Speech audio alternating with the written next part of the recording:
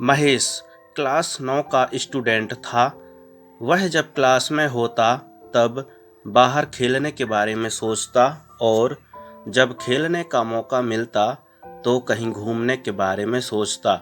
इस तरह वह कभी भी प्रेजेंट मोमेंट को एंजॉय नहीं करता, बल्कि कुछ ना कुछ आगे का सोचा करता। उसके घरवाले और दोस्त भी उसकी इस आदत से परेशान थे। एक बार महेश अकेले ही पास के जंगलों में घूमने निकल गया। थोड़ी देर चलने के बाद उसे थकान हो गई और वह वहीं नरम घासों पर लेट गया। जल्द ही उसे नींद आ गई और वह सो गया। सोने के कुछ देर बाद एक आवाज आई, महेश, महेश। महेश ने आंखें खोली तो सफेद वस्त्रों में एक परी खड़ी थी। वह बहुत सुंदर थी और उसने अपने एक हाथ में जादुई छड़ी ले रखी थी। दूसरे हाथ में एक मैजिकल बॉल थी जिसमें से एक सुनहरा धागा लटक रहा था। महेश परी को देखकर खुशी से झूम उठा और कुछ देर परी से बातें करने के बाद बोला, आपके हाथ में जो छड़ी है उसे तो मैं जानता हूँ, पर आपने जो ये बॉल ली हुई है उससे ये सुनहरा धागा कैसा लटक रहा है। परी मुस्कुराई, महेश, यह कोई मामूली धागा नहीं, दरअसल यह तुम्हारे जीवन की डोर है। अगर तुम इसे हल्का सा खींचोगे तो तुम्हारे जीवन के कुछ घंटे कुछ सेकंड्स में बीत जाएंगे। यदि इसे थोड़ा तेजी से खींचोगे तो पूरा दिन कुछ मिनटों में बीत जाएगा, और अगर तुम उसे पूरी ताकत से खींचोगे तो कई साल भी कुछ दिनों में बीत जाएंगे। तो क्या आप ये मुझे दे सकती हैं? महेश ने उत्सुकता से पूछा। हाँ हाँ, क्यों नहीं, ये लो पकड़ो इसे, पर ध्यान रहे एक बार अगर समय में तुम आगे चले गए तो पीछे नहीं आ सकते। परी ने जीवन की डोर महेश के हाथों में थमाते हुए कहा और फौरन अदृश्य हो गई। अगले दिन महेश क्लास में बैठा खेलने के बारे में सोच रहा था, पर टीचर के रहते वो बाहर जाता भी तो कैसे। तभी उसे परी द्वारा दी गई सुनहरे धागों वाली बॉल का ख्याल आया। उसने धीरे से बॉल निकाली और डोर को जरा सा खींच दिया। कुछ ही सेकंड्स में वह मैदान में खेल रहा था। वाह, मजा आ गया, महेश ने मन ही मन सोचा। फिर वह कुछ देर खेलता रहा, पर मौजूदा वक्त में न जीने की अपनी आदत के अनुसार वह फिर से कुछ ही देर में ऊब गया और सोचने लगा, ये बच्चों की तरह जीने में कोई मज़ा नहीं है। क्यों ना मैं अपने जीवन की डोर को खींचकर जवानी में चला जाऊं। और झटपट उसने डोर कुछ तेजी से खींच दी। महेश अब एक शादीशुदा आदमी बन चुका था और अपने दो प्यारे प्यारे बच्चों के साथ रह रहा था।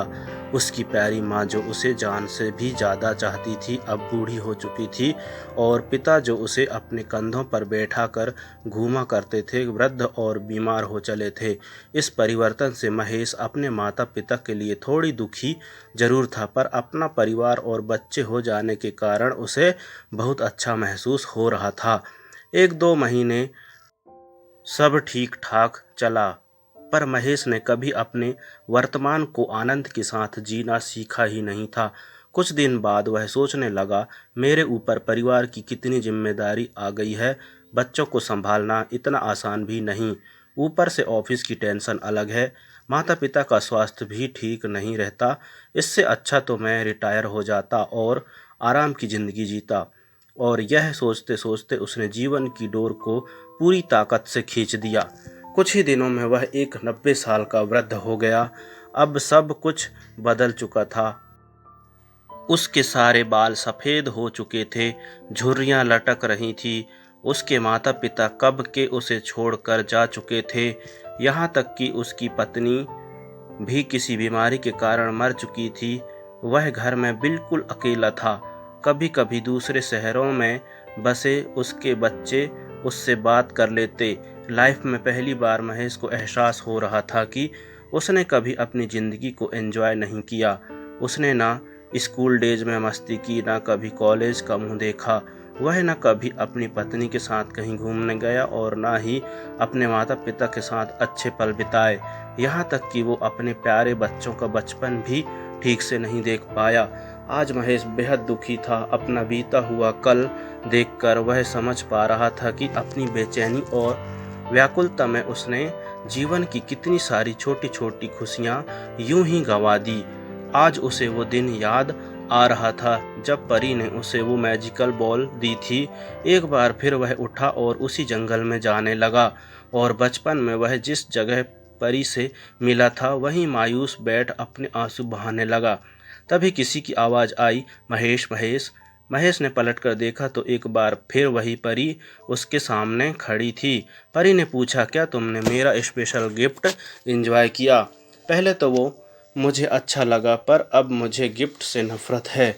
महेश क्रोध में बोला, मेरी आंखों के सामने मेरा पूरा जीवन बीत गया और मुझे इसका आनंद लेने का मौका तक नहीं मिला। हाँ, अगर मैं अपनी ज़िंदगी नॉर्मल तरीके से जीता तो उसमें सुख के साथ दुख भी होते, पर मैजिकल बॉल के कारण मैं उनमें से किसी का भी अनुभव नहीं कर पाया।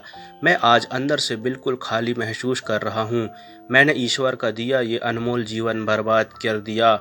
महेश निराश होते हुए बोला, ओह, तुम तो मेरे तोहफे के शुक्रगुजार होने की बजाय उसकी बुराई कर रहे हो। खैर, मैं तुम्हें एक और गिफ्ट दे सकती हूँ। बताओ क्या चाहिए तुम्हें? परी ने पूछा। महेश को यकीन नहीं हुआ कि उसे एक और वरदान मिल सकता है। वह खुशी से भावुक होते हुए बोला, मम मम मम मैं फिर से वही पहले वाला स्कूल बॉय बनना चाहता हूँ। मैं समझ चुका हूँ कि जीवन का हर एक पल जीना चाहिए। जो अभी को कोसता है वो कभी खुश नहीं हो पाता, उसका जीवन खोखला रह जाता है। प्लीज़ प्लीज़ मुझे मेरे पुराने दिन लौटा दो, प्लीज़ प्लीज़ प्लीज़ ना। तभी एक आवाज़ आती है, उठो बेटा, तुम यहाँ इन जंगलों में कैसे आ गए और ये सपने में प्लीज़ प्लीज़ क्या बड़बड़ा रहे थे? महेश आंखें खोलता है। अपनी माँ को आंखों के सामने देखकर वह कसकर उनसे लिपट जाता है और फूट फूट कर रोने लगता है। वह मन ही मन परी का शुक्रिया अदा करता है और कसम खाता है कि अब वो जीवन के अनमोल पलों को पूरी तरह जिएगा और डे ड्रीमिंग और कल के बारे में सोचकर अपने आज को बर्बाद नहीं करेगा। दोस्तों, क्या आप खुद को महेश रिलेट कर पा रहे हैं?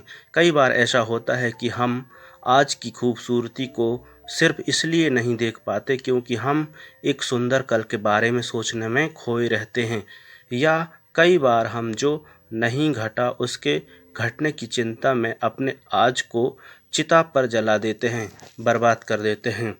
हमें ऐसा नहीं करना चाहिए। खुशियों के छोटे छोटे पलों को पूरी तरह जीना चाहिए। जीवन की डोर एक बार खिंच जाती है तो फिर लौट कर नहीं आती।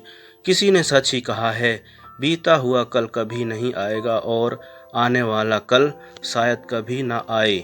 इसलिए आज ही अपनी ज़िंदगी जी लो, आज ही खुशियाँ मना लो। तो दोस्तों, यह स्टोरी आपको कैसी लगी कमेंट करके ज़रूर बताएं। Thank you for watching.